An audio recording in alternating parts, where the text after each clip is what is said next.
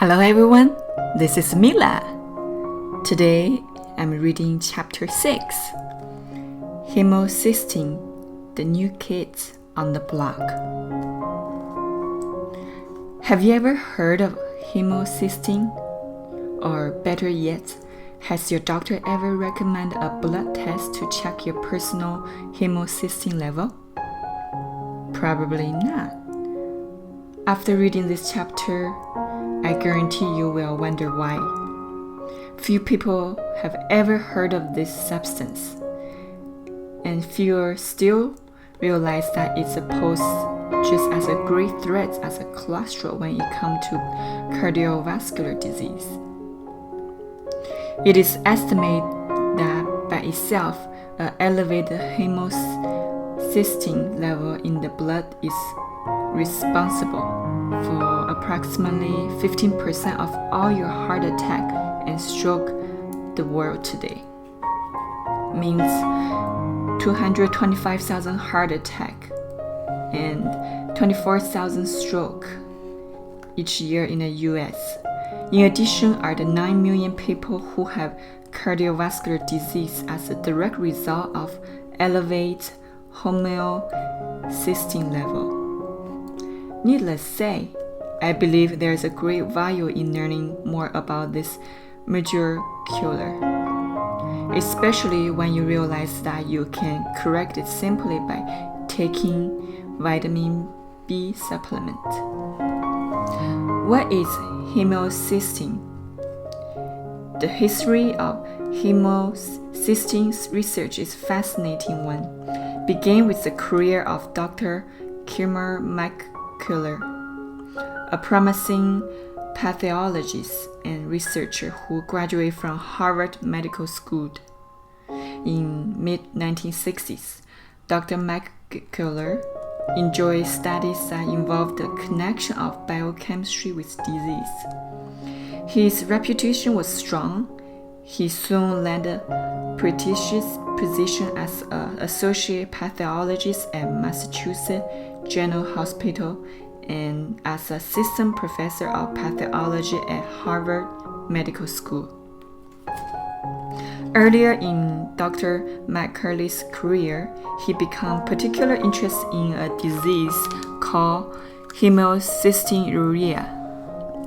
This presents itself in children who had genetic defects that keep them from breaking down essential amino acids called methionine. These children show a tremendously buildup of a byproduct called homocysteine. McCullough reviewed 2 separate cases involving young boys with this defect who died of heart attack. This was quite amazing since both of these boys were not even 8 years old. When he examined the boys' pathology slide, he discovered that the damage to the artery was similar to that of an elderly man who had severe hardening of arteries. This led Dr. McCullough to wonder whether mild to moderate elevation of homocysteine that were present over a long time could be a cause of heart attack and stroke in the average patient. As seen in the case of the 2 boys, homocysteine is an intermediate byproduct that we produce when our body metabolizes break down an essential amino acid called methionine. Methionine is found in large quantity our meat, egg, milk, cheese, white flours, canned food, high processed food. Our body needs methionine to survive. However, as you can see from the list of food that contain large quantity of this nutrient, we in the US have plenty of it. Our body normally converts homocysteine into either cysteine or back to myelin again. Cysteine and methionine are products are not harmful in any way, But there is a catch. The enzyme needed to break down homocysteine into cysteine or back to methionine need folic acid, vitamin B12, vitamin B6 to do their job. If we're deficient in these nutrients, the level of homocysteine in the blood begin to rise. So why haven't we heard of this before? We must turn back to Dr. Kilmer McCullough. Right stuff, wrong era. McCullough reported this homocysteine series in several medical journals in the late 60s and early 70s was initially welcomed with great enthusiasm. Dr. Benjamin Castle, the chief of this department, fully supported Dr. McCurley, showcased his work to a prestigious panel of experts. But by the mid-70s, the homocysteine theory had lost most of its momentum. Dr. Castle retired, and the new chief of department asked Dr. McCurley to seek his own research funding or leave. His lab was removed into a basement. McCurley found long and hard, but eventually money ran out. In 1979, the new Department of Chief informed Dr. McCurley that Harvard was terminating him because his theory about homocysteine and heart attack had not yet been proven. Since McCurley's position at Harvard Medical School and Massachusetts General Hospital went hand in hand, he lost both jobs in January 1979. A former classmate from Harvard who was then the director of Arteriosclerosis Center at MIT labeled McCurley's ideas in rant nonsense, a hoax being perpetrated on the public. Since the director of Public Affairs Massachusetts Journal also asked Dr. McCurley not to associate homocysteine theories with the hospital or with Harvard, McCurley was shut down for good. Dr. Kilmer McCurley was certainly ahead of his time. But why the hostility towards a man who was simply trying to find the underlying cause of number one cause today in the world? Was the motive for such a permission and verbal attack? Could the heavily funded research on cholesterol at the time have been reason? At that time, the cholesterol heart attack theory was gaining tremendous momentum, and Kilmer McCurley hypothesis clearly challenged its future. Dr. Thomas James, cardiologist, president of University of Texas Medical Branch, and the president of American Heart Association in 1979 and 1980, said, "You couldn't get idea from that went in other direction than cholesterol. You were intentionally discouraged from pursuing alternative correction. I've never dealt with a subject in my life that elicited such as immediately hostile response. With all opposites serious silence, the cholesterol theory went great guns. Drugs companies began making their billions, and everyone was convinced that heart attack and stroke were simply the result of too much cholesterol in the bloodstream. Wouldn't you say they did an excellent job in selling this to medical community to the general public?" Renewed interest in homocysteine. In 1990s, Dr. Meyer Stanford revived interest in Dr. McCullough's homocysteine series. A professor of epidemiology nutrition at the Harvard School of Public Health, Stanford looked at the blood level of homocysteine in 50,000 physicians who were involved in a health study. Dr. Stanford reported that even mildly elevated level were directly related to an increased risk of developing heart disease. This man had the highest level of homocysteine experienced 3 times at the risk of developing heart attack when compared to those who had the lowest level. This was the first large study that shows the possibility of homocysteine as an independent risk factor of heart disease. In February 1995, Dr. Jacob Selhub also reported in New England Journal of Medicine that high plasma level of homocysteine were directly related to increasing risk of carotid atherosclerosis, the narrowing of the 2 main arteries supply blood to the brain. In addition, Selhub noted that most patients with a high homocysteine level also had a low level of folic acid and vitamin B12, B6 in the body. Another large case study showed the European Street Action Project indicate that the higher the homocysteine level, the greater risk of obtaining a heart attack. What were once considered normal level of homocysteine were suddenly become recognized as a very dangerous level. Of even more concern to the research was the fact that when they found elevated level of homocysteine in patients who had also had 1 or more other major risk factors: hypertension, elevated cholesterol, or smoking, the risk of vascular disease increasing dramatically. The results of this clinical trial provide evidence that the lower our homocysteine level are, the better.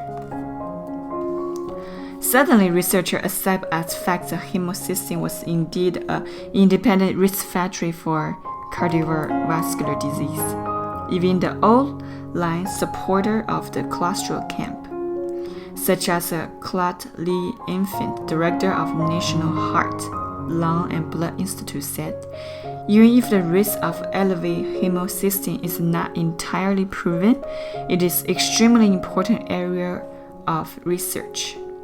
Today, the medical evidence is beyond dispute. Homocysteine can help cause coronary disease, strokes, peripheral vascular disease. Show me the money, the economic power of medicine. You can now appreciate why more than half the people who suffering heart attack have normally cholesterol level. Why did it take 25 years after Dr. McCurley presented his hypothesis on homocysteine for the medical community to pay attention? Dr. Charles Hinken, a professor at Harvard Medical School and a chief of preventive medicine at Brigham and Women's Hospital, cites a paradigm example. For years now, we've known about this large benefit of aspirin in treating patients who have suffering an acute heart attack or survival of heart attack. Yet we have underutilizing of it. He said, at the FDA advisor community meeting recently, I joked that if aspirin were half as effective, 10 times as expensive a prescription, maybe people would take it more seriously. Well, at least the pharmaceutical company would take it more seriously, and they will definitely share those health benefits with the doctors. The situation here is similar, like aspirin at a cost of pennies a day. Vitamin B supplement can effectively lower the majority of elevated homocysteine level. It is inescapable that there's just not the commercial interest supporting research in homocysteine. Dr. Stanford said, because nobody going to make money on it. Take a look at the amount of money the medical community, the pharmaceutical industry have made by lowering cholesterol with synthetic drug. Billion and billion dollars roll in each day and every year. Have you ever considered who educate you about risk of high cholesterol? Who is taking out of the full page in the USA Today to tell you the importance of lowering your cholesterol? Pharmaceutical company? Why hasn't someone taken out of TV or newspaper ad inform you that about importance of lowering your homocysteine? There is not nearly as much money to be made in scale of vitamins and B12, B6, folic acid. Sad to say, we are caught in the reaping effects of economic of medicine. Could this possible have been the underlying reason that Dr. Kilmer McKellar lost his research fund and his job at Harvard? Dr. McKellar takes his own follow the money approach, asking who stands the most to gain by not educating people about dangers of homocysteine. The most dramatic improvement in longevity over the last couple of 100 years have been through public health, not through medicine, he says. But public health is notoriously unprofitable. People don't make a profit preventing disease. They make profits through medicine. Treat critical advanced stage disease. Is there a healthy level of homocysteine? Unlike cholesterol, which is the body need for the production of certain cells, parts, and hormones, homocysteine provides no health benefit. The higher level of homocysteine, the greater risk of cardiovascular disease. Conversely, the lower of the homocysteine, the better. There's no threshold below which homocysteine become okay. You want your homocysteine level to be as low as possible. Most labs will record the normal range of homocysteine level between 5 to 15 micromoles /L or micromoles per liter of blood. The medical literature found that when this level rises much above 7 micromoles /L, however, an increased level of developing cardiovascular disease become apparent. Most patients will want homocysteine level below 7. If your level rises above 12, you are seriously in trouble. When the medical community discovers a new entity or risk factor, testing standards lag far behind. This happens with cholesterol and will happen with homocysteine. Therefore, do not be pacified by your physician, who might tell you that having a homocysteine level of 10 or even 11 fall were within the normal range and not to worry. You want to get your homocysteine level down to at least 9 or if have no sign of cardiovascular disease, and below 7 if you're already evidence cardiovascular disease or have other risk factors of heart disease. How do I lower my homocysteine level? There are really two sides to this problem of high homocysteine levels. One is amount of mycelium in your diet that your body has metabolized and break down. This requires that you become careful with amount of meat, dairy products, and you are consuming. Isn't it interesting that there is the same food that are high in saturated fat and cholesterol? Obviously, we need to replace this food with more vegetables and fruits as well as vegetable protein. I realize methionine is the essential amino acid. However, in the American diet, we will always get more than enough.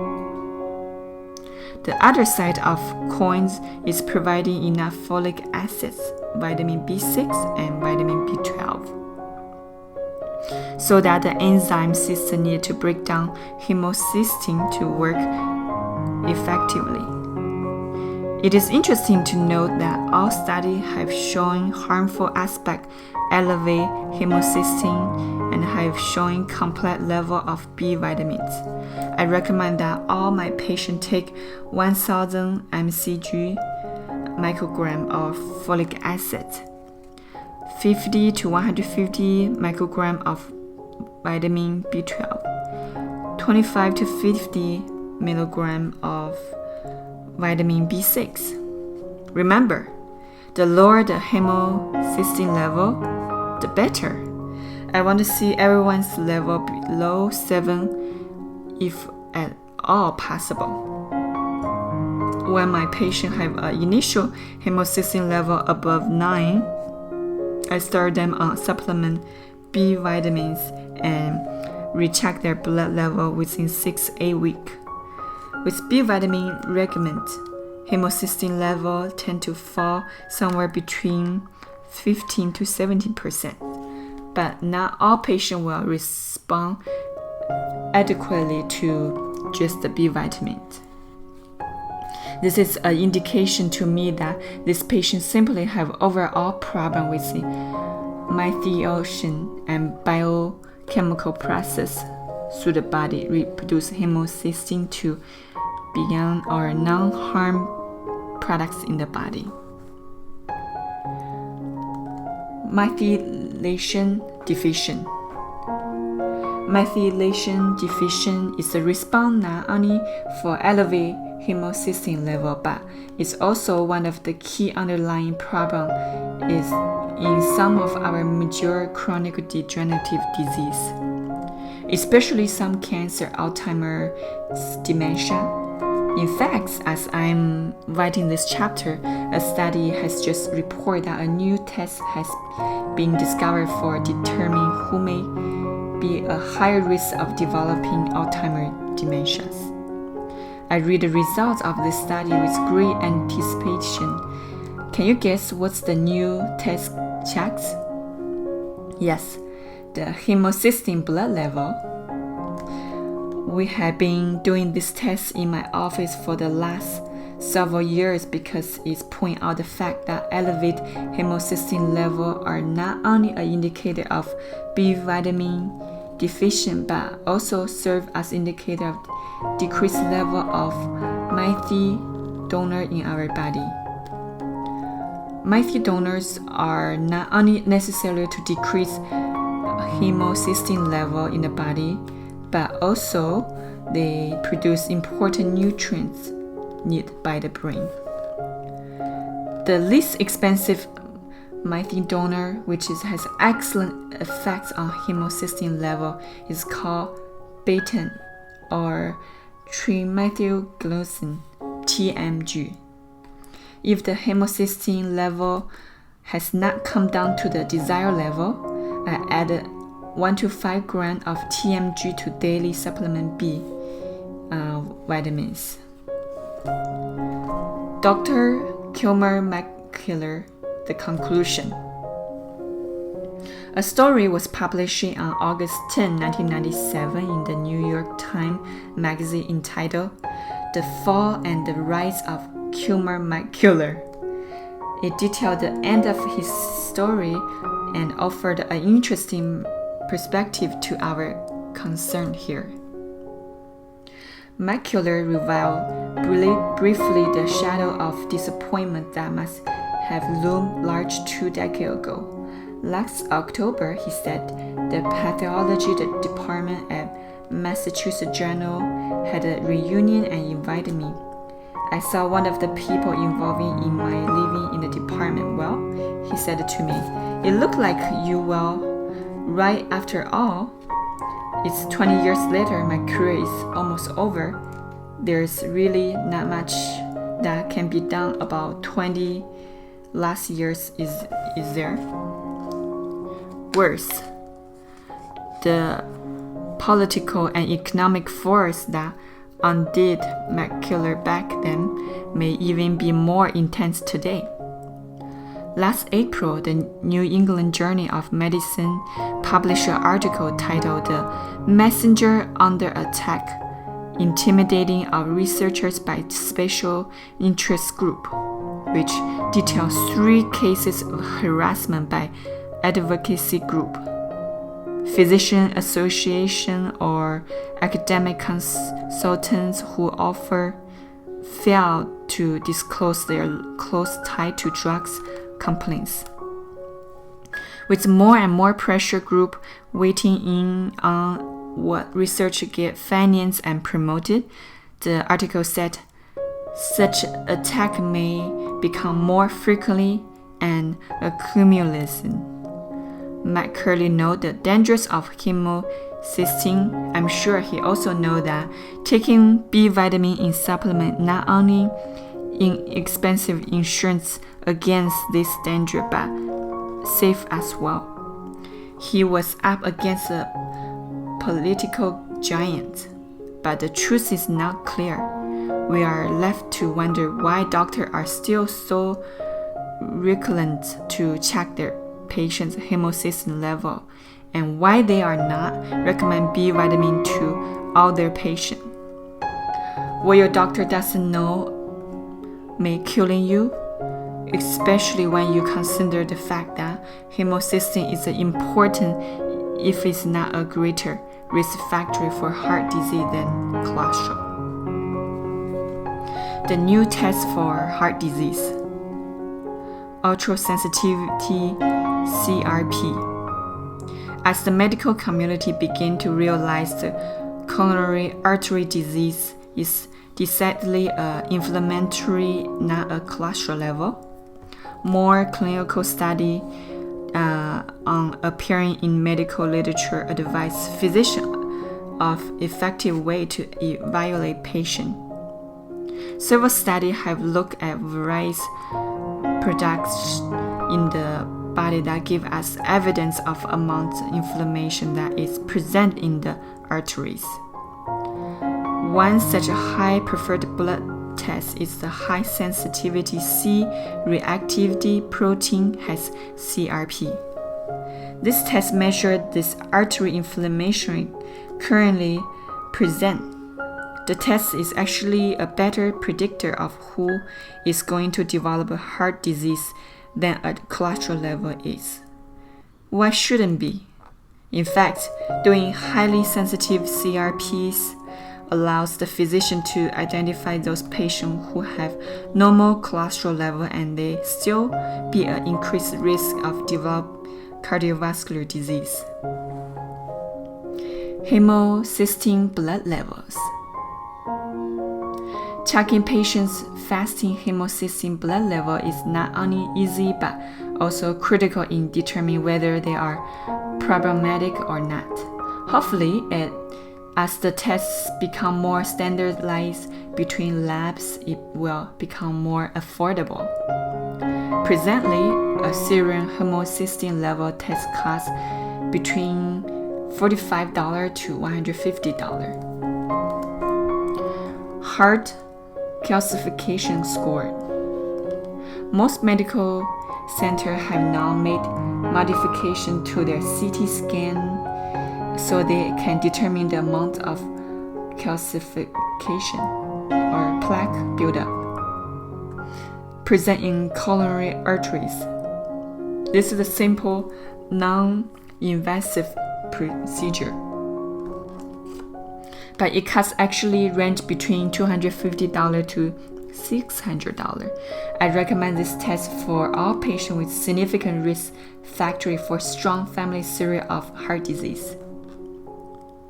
If the test does show calcification, it gives a doctor some feel of how serious the problem is, how aggressive to treat a patient. Remember, more than 30% of the time, the first sign of heart disease is sudden death. I have found this tool to be very helpful and motivating for my patient. I challenge you to ask your personal physician to perform one or all of these tests on you. You may want to check with your insurance company first to make sure these tests are covered. Among with traditional chemistry, profile and cholesterol panel, this help determine which patients are at increased risk of developing cardiovascular disease. Obviously, it should be every doctor focus to prevent or slow down this process in this patient so that they never have to end up in the surgeon's hands. Doesn't that appeal to you as well? Thank you for listening. Next chapter, I will be reading Cardiomyopathy, A New Hope for Cure. See you next time.